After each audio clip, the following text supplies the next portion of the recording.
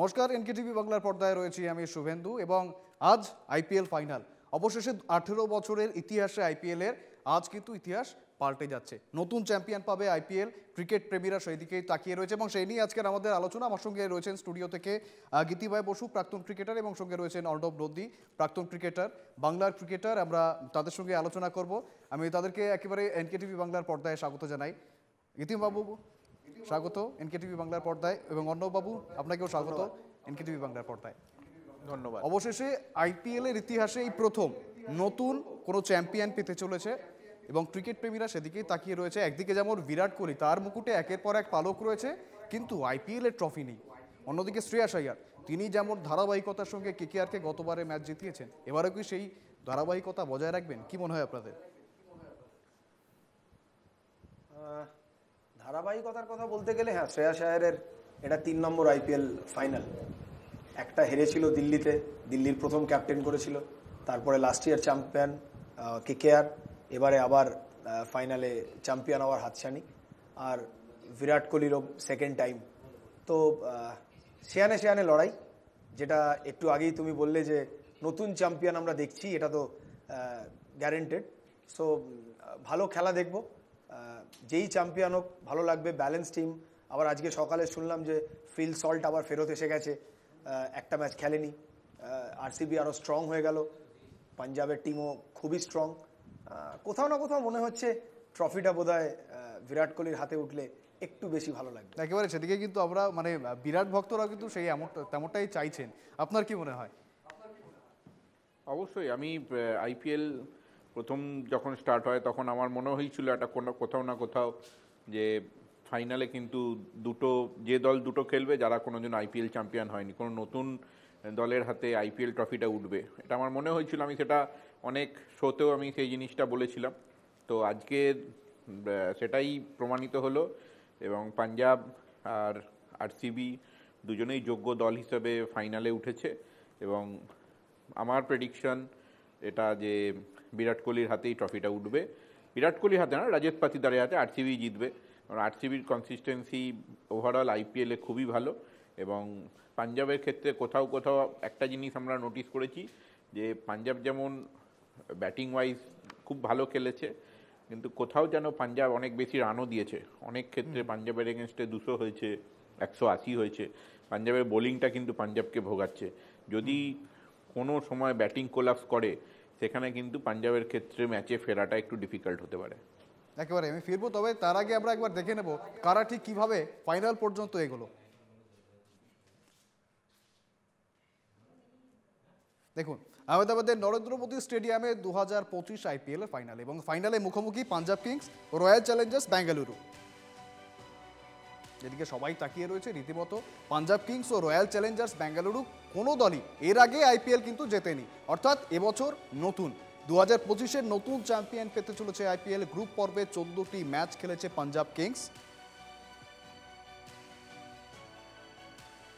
এবং 9টি ম্যাচ জিতেছে পাঞ্জাব কিংস, অর্থাৎ 14টি ম্যাচের মধ্যে 9টি ম্যাচ জিতেছে পাঞ্জাব কিংস। প্রায় একই জায়গায় কিন্তু দাঁড়িয়ে আরসিবিও 4টি ম্যাচ হেরেছে পাঞ্জাব, এক ম্যাচের কোনো ফলাফল হয়নি, অর্থাৎ ড্র হয়েছিল। ওদিকে প্রথম কোয়ালিফায়ারে রয়্যাল চ্যালেঞ্জার্স বেঙ্গালুরুর বিরুদ্ধে হেরে যায় পাঞ্জাব কিংস। তারপর দ্বিতীয় কোয়ালিফায়ারে মুম্বাই ইন্ডিয়ান্সকে হারিয়ে একেবারে ফাইনালে পাঞ্জাব কিংস।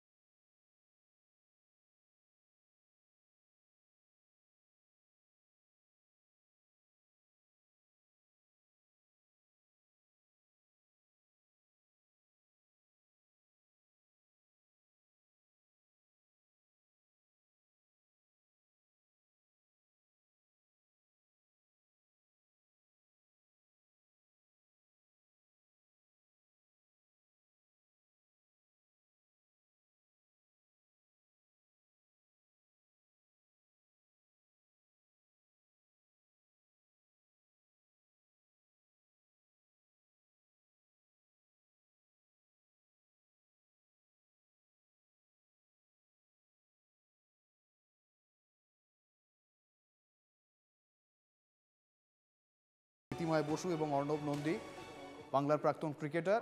আমরা লাস্ট যে 5টি ম্যাচ দেখেছি সেখানে বেঙ্গালুরু এবং পাঞ্জাব তারা মুখোমুখি হয়েছিল। 4টি ম্যাচ কিন্তু রীতিমতো পাঞ্জাব হেরেছে, একটি মাত্র ম্যাচ জিতেছিল, এবং আজকে আইপিএলে মুখোমুখি, ফাইনালে মুখোমুখি, কাদের অ্যাডভান্টেজ বেশি বলে মনে হয় গীতিময় বাবু? হ্যাঁ, ডেফিনেটলি অর্ণবের কথা প্রসঙ্গেই বলছি, আরসিবি আমার মনে হয়েছে থ্রু আউট দ্য টুর্নামেন্ট অনেক বেশি ব্যালেন্সড। কোথাও না কোথাও পাঞ্জাব খুব ভালো ব্যাটিং করে এই টুর্নামেন্টের ফাইনালে উঠেছে। হয়তো বোলিংয়ের জায়গাতে আমরা বারবার দেখেছি, যজুবেন্দ্র চাহালকে দেখেছি বেশ কয়েকটা ম্যাচ না খেলতে, ইঞ্জুরি।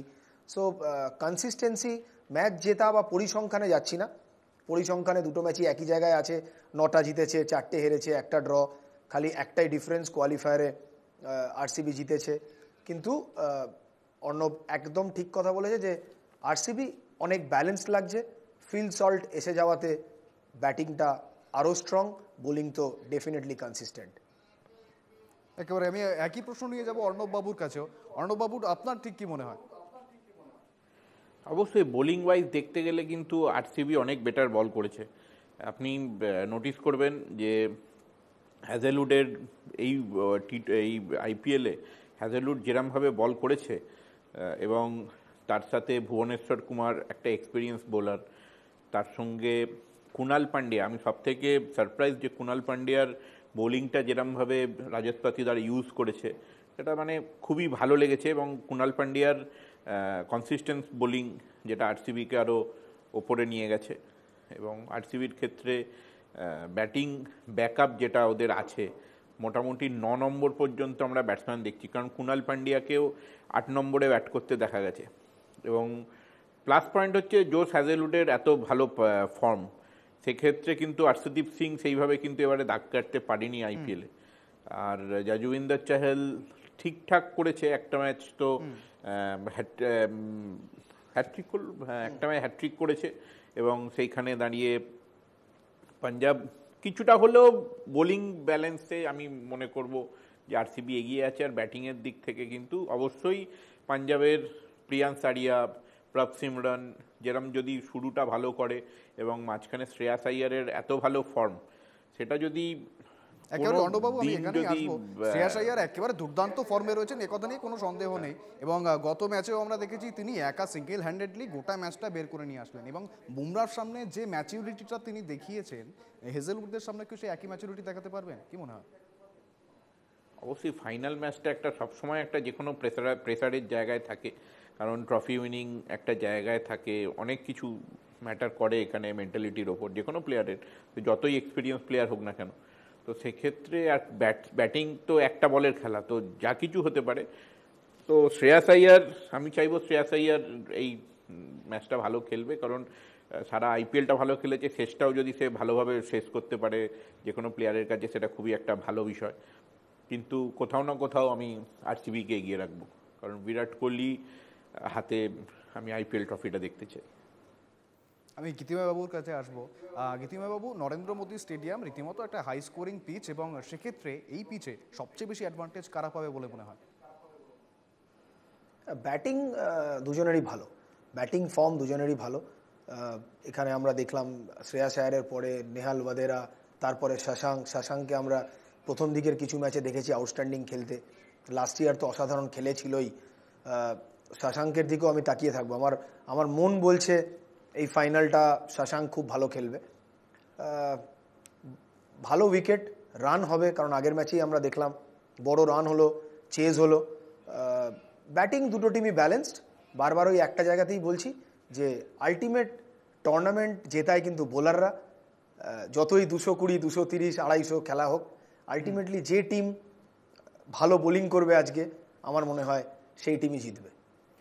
আর একটা জিনিস বারবার বলছি যে এই বছরটা কিন্তু আমি ডেফিনেটলি চাই, আমি অর্ণব দুজনেই বিরাট কোহলির ফ্যান বলে না, 18 বছরের বিরাট কোহলির এই জার্নিতে একটা ট্রফি তো ডেফিনেটলি ডিজার্ভ করে Virat Kohli, IPL trophy.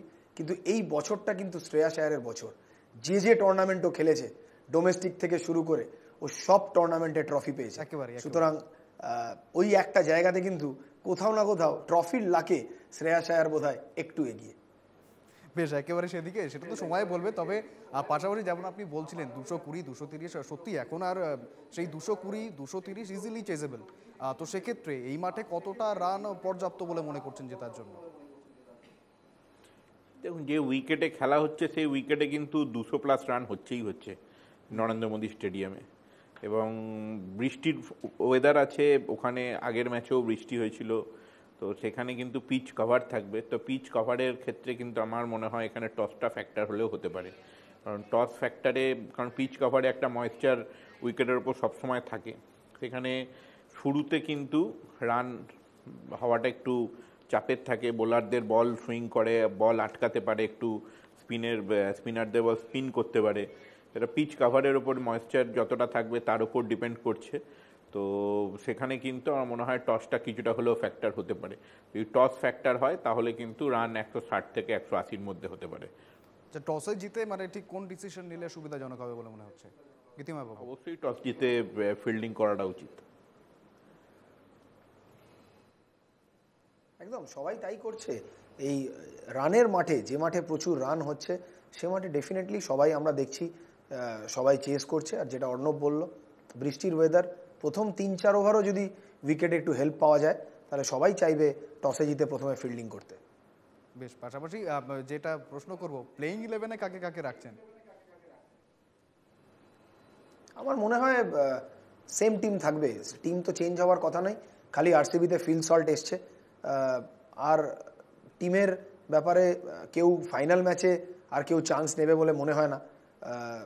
So মুশির খান ওই ম্যাচটা খেলেছিল কারণ খুব তাড়াতাড়ি উইকেট পড়ে গেছিল পাঞ্জাবের। তো আমার মনে হয় না এ ম্যাচে আবার মুশির খান খেলবে। যে টিম খেলেছে, ইম্প্যাক্ট প্লেয়ার হিসেবে খেলেছিল মুশির খান, ব্যাটিং ইম্প্যাক্ট ফার্স্ট ইনিংসেই লেগেছিল। তো আমার মনে হয় যে সেম টিম খেলবে যেটা প্লেইং 11 ছিল। অর্ণববাবু, আপনার প্লেইং 11-এ কে কে আছে?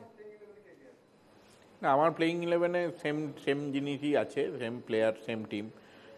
তবে ফিল সল্ট আসাতে আরসিবি কিছুটা হলেও ব্যাটিংটা আরও শক্তিশালী হয়ে গেছে, এটা আমি মনে করি। তো দেখা যাক এবার ফাইনাল ম্যাচে কে কতটা কিরমভাবে কি করতে পারে। আমার মনে হয় সেম টিম রাখাই উচিত দুটো টিমেরই। বেশ, আপনি ফিল শটের কথা বলছিলেন, আপনারা একেবারে ফিল শট এবং বিরাট কোহলির জুটি একেবারে দেখেছি আমরা বিপক্ষ বোলারদের রীতিমতো দুর্মুষ করে ছেড়েছে। তো সেক্ষেত্রে আজকের ম্যাচে তারা এই জুটি, ওপেনিং জুটি কত রান করবে বলে প্রত্যাশা অর্ণববাবু? প্রত্যাশা তো অনেকই, কারণ 6 ওভার পাওয়ার প্লেতে ফিল সল্ট আর বিরাট কোহলি যদি থেকে যায় তাহলে মোটামুটি 60-70+ রান হওয়াটা স্বাভাবিক। বেশ, আমি আসবো আবারও। একদিকে লিয়াম লিভিংস্টোন এবং টিম ডেভিড, এই দুই পাওয়ার হিটারের মধ্যে কে বেশি কার্যকরী বলে আজকে প্রমাণিত হতে পারে? খেলা কিন্তু আমার বারবার মনে হচ্ছে ফাইনাল ম্যাচ প্রথম 3-4টে ব্যাটসম্যানের ওপরই পুরো খেলা ডিপেন্ড করবে। কারণ ফাইনাল ম্যাচ যত ভালো উইকেটই হোক, অর্ণব যে কথাটা বললো, যে অর্ণব 160-180-র কথাটা বললো, কিন্তু একটা কথা ভেবেই যে ফাইনাল ম্যাচ কিন্তু একটা ডিফারেন্ট, একটা ট্রফির ম্যাচ, ফাইনাল ম্যাচ। আমার মনে হয় না এটা 220-30-এর ম্যাচ হবে। যদি আজকে একটু স্যাঁতস্যাঁতে ওয়েদার থাকে, উইকেট কাভার আছে কিনা আমরা এখনও জানি না, মাঠ আমরা দেখিনি এখনও অবধি। উইকেট যদি কাভার না থাকে সেক্ষেত্রে 210-215 হলেও হতে পারে। কিন্তু উইকেট যদি কাভার থাকে বিকেল অবধি, যদি ওয়েদার একটু স্যাঁতস্যাঁতে থাকে, বৃষ্টির সম্ভাবনা থাকে, আমার মনে হয় না ফাইনাল ম্যাচ 230-এর ম্যাচ হতে চলেছে। যেটা অর্ণব বলল, 180-200 এর ভেতরেই ফাইনাল ম্যাচ হতে চলেছে আমার মনে হয়। গীতিময় বাবু, গত 17 বছরে আমরা দেখলাম আরসিবি রীতিমতো ট্রফির কাছে গিয়েছে বহুবারই ঠিকই, কিন্তু সেই হাতে আর আসেনি। এবং অন্যদিকে পাঞ্জাব কিন্তু তাদের হারানোর কিছুই নেই। তারা এবার আইপিএলে উঠেছেন, তাদের রীতিমতো আন্ডাররেটেড ছিলেন, তাদেরকে কেউ সেভাবে ধরেননি। কিন্তু আজ আইপিএলে একেবারে ফাইনালে চ্যালেঞ্জের মুখে দাঁড়িয়ে রয়েছে আরসিবি, সামনে রয়েছে পাঞ্জাব। আর এই যে ঠিক জার্নিটাকে কেমনভাবে দেখছেন গীতিময় বাবু? এই স্ট্যাটিস্টিক্সটা শুধু আমরা দেখি, মাঠে নেমে গেলে না আর এই পুরনো স্ট্যাটিস্টিক্স মনে থাকে না কিছু কারোরই। খেলাটা খেলার মতো চলতে থাকে, ব্যাটে বলে লড়াই হয়। আজকের দিনে যে বেটার ক্রিকেট খেলবে সে জিতবে। হতে পারে আগে আরসিবি অনেক বেটার খেলেছে, বিরাট কোহলি ভালো খেলেছে, পাঞ্জাব হয়তো একবারই ফাইনাল খেলেছিল, সেই ফাইনালের ঋদ্ধিমানের 100 আমরা ভুলে যাব না, স্পেশালি বাঙালি হিসেবে। কিন্তু পাঞ্জাবও ট্রফি, আলটিমেটলি ট্রফি অধরা কিন্তু দুজনেরই। সো দুজনেই আজকে মরিয়া ট্রফি পাওয়ার জন্য। সো একটাই জায়গা যে একটা দুর্দান্ত ফাইনাল দেখবো, এক পেশে ফাইনাল যেন না হয়, টান টান খেলা হয়। সেদিন যেমন রাত্রি 1:30 অবধি জেগে খেলা দেখতে হলো, খেলা পেছানোর পরেও এরকম একটা ফাইনাল হোক, সবাই যাতে এনজয় করতে পারে। অর্ণববাবু, একদিকে যেমনটা বলা হয় ক্রিকেট 11 জনের খেলা, কিন্তু শেষমেশ এই যে ক্যাপ্টেনের লড়াই, এই বিষয়টাকে ঠিক কীভাবে ডিফাইন করবে? তবে ক্যাপ্টেন ওয়াইজ দেখতে গেলে শ্রেয়াস আয়ারের স্ট্যাটিস্টিক্স কিন্তু অন্যান্য ক্যাপ্টেনের থেকে অনেক বেটার। কারণ শ্রেয়াস আয়ার যখনই ক্যাপ্টেন্সি করেছে, যে টিমেরই ক্যাপ্টেন্সি করেছে সেই টিম অ্যাটলিস্ট কোয়ালিফাই করেছে, এবং দুটো ফাইনাল শ্রেয়াস আয়ার অলরেডি খেলেছে তার নিজের ক্যাপ্টেন্সিতে। একটা দিল্লিকে রানার্স হয়েছিল, আর একটা কেকেআর চ্যাম্পিয়ন হয়েছে শ্রেয়াস আয়ারের ক্যাপ্টেন্সিতে। তো as a captain wise Shreyas Iyer কিন্তু 100-100 আমার কাছে। রজত পাতিদার এবছর প্রথম ক্যাপ্টেন্সি করছে আরসিবির, তো কিছুটা হলেও ইনএক্সপেরিয়েন্স আমি বলতে পারি, কিন্তু কোথাও না কোথাও শ্রেয়াস আয়ারের এই জায়গাটা, শ্রেয়াস আয়ার এর থেকে এগিয়ে আছে। আরসিবির থেকে পাঞ্জাব এই ক্যাপ্টেন্সিগত দিক থেকে কিন্তু এগিয়ে থাকবে, এটা আমার মনে হয়। একেবারে আমি আসবো গীতিময়বাবুর কাছে। গত বছর কেকেআরকে চ্যাম্পিয়ন করলো শ্রেয়াস, এবং এবছর আবার পাঞ্জাবকে নিয়ে গেল একেবারে ফাইনালে। কেকেআর কি শ্রেয়াসকে ছেড়ে ভুল করলো তাহলে? এটা বলা তো খুব ডিফিকাল্ট। মানে এখন মনে হচ্ছে ডেফিনেটলি ভুল করলো, দুটো প্লেয়ারকে ছেড়ে দিল, এক ফিল সল্ট, এক শ্রেয়াস আয়ার, একজন আরসিবিকে ফাইনালে তুলে দিল। অলমোস্ট একটা ইম্পর্টেন্ট রোল আছে আরসিবির ফাইনালে যাওয়ার পেছনে। এবং শ্রেয়াস তো অসাধারণ ফর্মে, মানে আমরা খুব আশ্চর্য যে একমাত্র এরকম পারফর্ম করা প্লেয়ার শ্রেয়াস আয়ার ইংল্যান্ড ট্যুরে মিসিং। হয়তো কোথাও না কোথাও শ্রেয়াস আয়ারের এই ফর্মটাকে আমরা মিস করব ইংল্যান্ড ট্যুরে। হয়তো এটার হওয়ার পরে আরও বেশি জেদ, আর আরও বেশি নিজের টিমকে জেতানোর তাগিদ হয়তো শ্রেয়াস আয়ারের আরও বেশি থাকবে। এক একটা করে চান্স না পাওয়া, এটা আমাদের জীবনেও আমরা বারবার দেখেছি, এক একটা করে চান্স না পাওয়া, এক একটা করে ব্যর্থতা ভালো প্লেয়ারকে আরও বেশি ভালো ক্রিকেটের দিকে ফিরিয়ে আনে। তো সেই জায়গার লড়াই আমরা আগের ম্যাচে দেখলাম। বুমরাকে অসাধারণ ব্যাটিং শ্রেয়াস আয়ারের, পুরো ম্যাচটা একসময় মনে হচ্ছিল হেরে যাবে পাঞ্জাব, সেখানে এক ওভার আগে খেলা শেষ করে দিল। এরকম কিছু একটা দেখার অপেক্ষায় থাকবো। একটা কিছু দারুণ ইনিংস, বিরাট কোহলির ব্যাটিং, বিরাট কোহলিরও ফর্ম কিন্তু অসাধারণ। সুতরাং ওই যে বললাম, ব্যাটিংয়ের দিকে দুটো টিমই সমান। যে বেটার বোলিং করবে, আজ যদি আরসিবি ভালো বোলিং করতে পারে, ইংল্যান্ড টিমে আছে একটা, কোথাও না কোথাও ডেফিনেটলি ওকে কনফিডেন্স দেবে টেস্ট টিমে ঢোকার ব্যাপারে। সেই জায়গাটা যদি ও ভালো করতে পারে, হ্যাজেলউড ভার্সেস আরশদীপ আজ হতে পারে, যে ভালো করবে সে হয়তো চ্যাম্পিয়ন হবে। একেবারে আমার শেষ প্রশ্ন অর্ণববাবুর কাছে।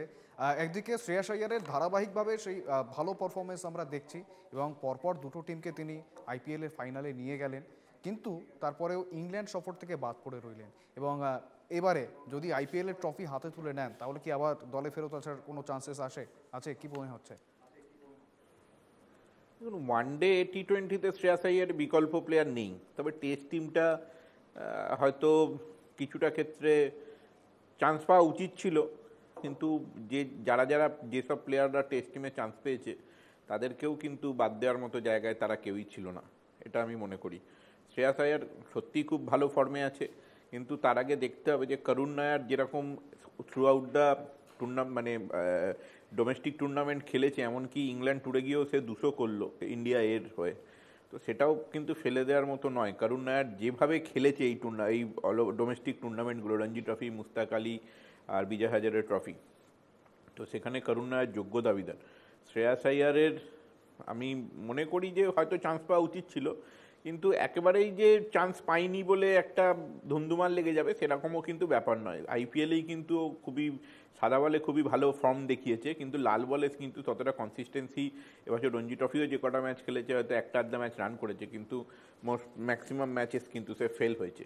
তো সিলেক্টররা হয়তো সেগুলোও নোটিস করেছে। লাল বল আর সাদা বলে তো obviously automatic choice Shreyas Iyer, কিন্তু লাল বলের ক্ষেত্রে কিছুটা হলেও কিন্তু পিছিয়ে আছে। বেশ, একেবারে ধন্যবাদ আপনাদের। আমাদের সঙ্গে ছিলেন স্টুডিও থেকে বাংলার প্রাক্তন ক্রিকেটার গীতিময় বসু এবং অর্ণব নন্দী। আপনাদের দুজনকে ধন্যবাদ।